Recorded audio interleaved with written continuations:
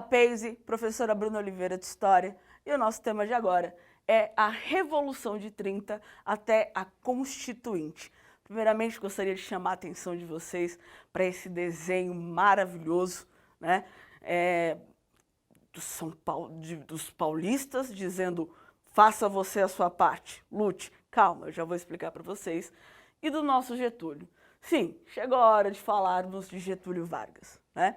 Bom, primeiramente, nós precisamos entender como a República vai funcionar. A República do Café com Leite vai acabar em 1930 com a entrada de Getúlio Vargas no poder, tá? Mas antes disso, vamos remontar um pouquinho e entender como essa república se forma de 1889 até 1930, tá? Bom, a república que deveria, lembrando sempre, república, coisa de todos, que deveria incluir a todos, faz o caminho totalmente inverso, né? Ela exclui ao invés de incluir. Então, em 1889, as pessoas assistindo aquilo ali, aquela marcha, viram a república nascer, né? E aí, dentro dos acordos políticos, nós passamos pelo Brasil regencial, pelo Brasil império, Brasil monárquico. Aí, quando se fala da República, República da Espada, República Oligárquica, República do Café com Leite, enfim. Essas informações vocês poderão ter acesso nas nossas aulas. É só pesquisar, tá? Bom, e aí o que nós temos que tratar aqui primeiro? O acordo que havia entre São Paulo e Minas Gerais era o seguinte: os paulistanos, um ano indicavam, né, um presidenciável, lembrando sempre que, óbvio, que as pessoas que vão estar dentro da política não são da parte de baixo da sociedade, são a parte de cima, tá? O voto, então, ele começa a existir, mas vejam, o voto só podia ser para determinados grupos.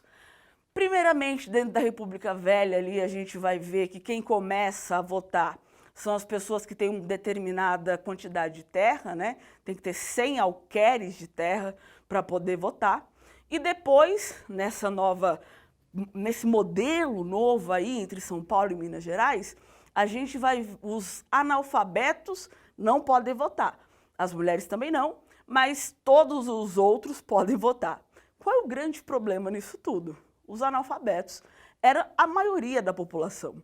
E aí até uma citação do livro José Murilo de Carvalho, chamado Os Bestializados, e a República que não foi, que conta muito disso, ele vai falar, olha, nós éramos uma ilha de letrados num mar de analfabetos. O que significa dizer? Pouquíssimas pessoas tinham acesso à educação. E, normalmente, quem tinha acesso à educação era quem estava na parte de cima da sociedade, e não quem estava na parte de baixo. Então, essas pessoas, obviamente, não conseguiriam votar. Então, a República continua não sendo de todos, tá? E aí, voltando aqui, em 1930, São Paulo e Minas Gerais se estranham. Por quê? Porque era vez de Minas indicar um presidente e dele ser eleito, enfim, e se estabelecer ali e fazer acontecer. Qual é o grande problema? São Paulo está no poder e quando você prova do poder, naquele momento você não quer deixar de provar do poder. Muito pelo contrário, você quer mais.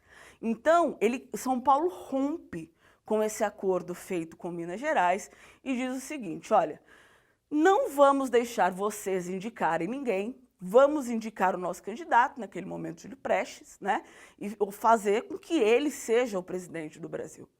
E aí Minas Gerais se revolta e se une com o Rio Grande do Sul, que é de onde vai surgir esse nosso velhinho ditador, que era, então, ele era do Exército, né? Sempre, quando vocês vão ver aí nas figuras de Getúlio Vargas, nas pesquisas que vocês forem fazer, internet afora, enfim, vocês vão ver que Getúlio Vargas, no primeiro momento, ele aparece sempre com o seu uniforme. Por quê? Porque é uma forma de impor poder, de impor respeito.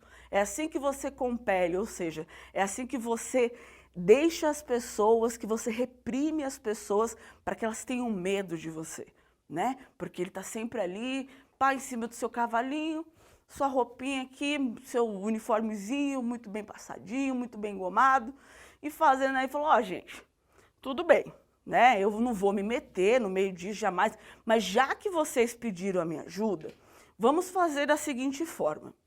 Eu entro, fico um tempo, até que vocês aí se resolvam, né? E depois eu me retiro, sem problema nenhum. Só que também não é assim que vai acontecer, né?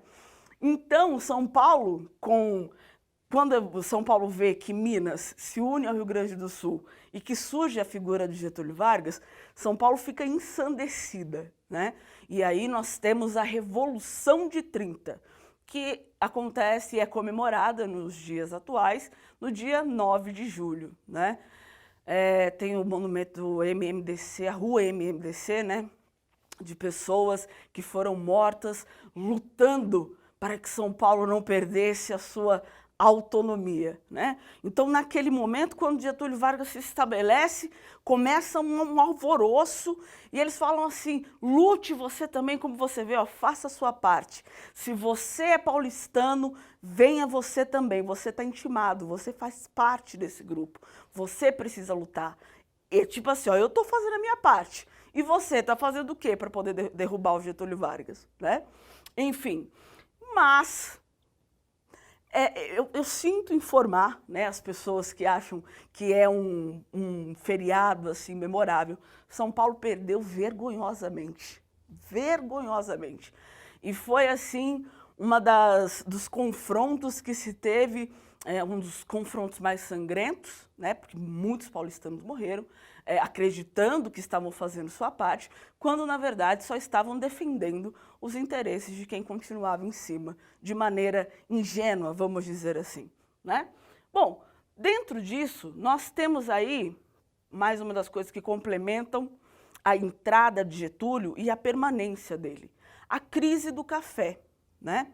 Ou seja, nós não estávamos mais dando conta, porque nós produzíamos demais, mas não tinha mais quem comprar, né? Ainda mais porque rompemos com esse acordo aí entre Minas Gerais, então a gente acaba não tendo como escoar o café para outros mercados. E aí o café começa a ficar, ao invés de ser algo benéfico, começa a ser algo prejudicial para a economia brasileira.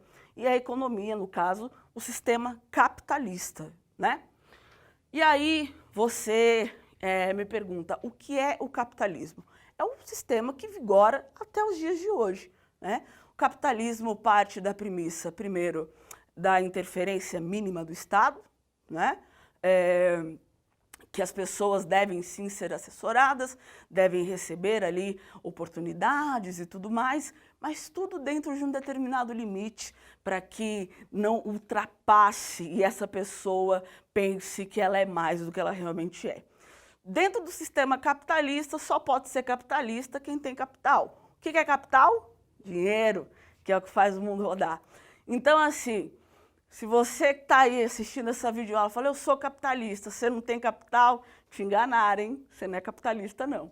Mas, enfim, você vive dentro do sistema capitalista, mas você não é capitalista porque você não detém o capital, entende? Então, vamos lá. O movimento rebelde de 30, que eu falei aqui para vocês, que foi quando São Paulo Polvoroso foi lá, pá, morreu várias pessoas, e aí fizeram o feriado de 9 de julho, alguns anos depois, e comemora-se, então, de maneira muito contraditória, comemora-se a derrota, com um sabor de vitória para os paulistanos, né? Que eles sentiam que tinham feito a sua parte. Eles sentiam que o patriotismo estava ali entranhado neles e eles fizeram o que precisavam fazer para impedir que Getúlio entrasse no poder. Não funcionou, Getúlio entrou, mas eles tentaram, né? O que foi o governo provisório? O governo provisório de Getúlio Vargas, ele vai de 1932 até 1934, né?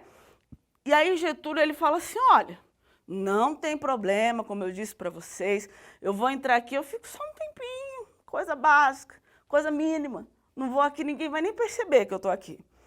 E realmente, ele ficou só um tempinho. 15 anos, né?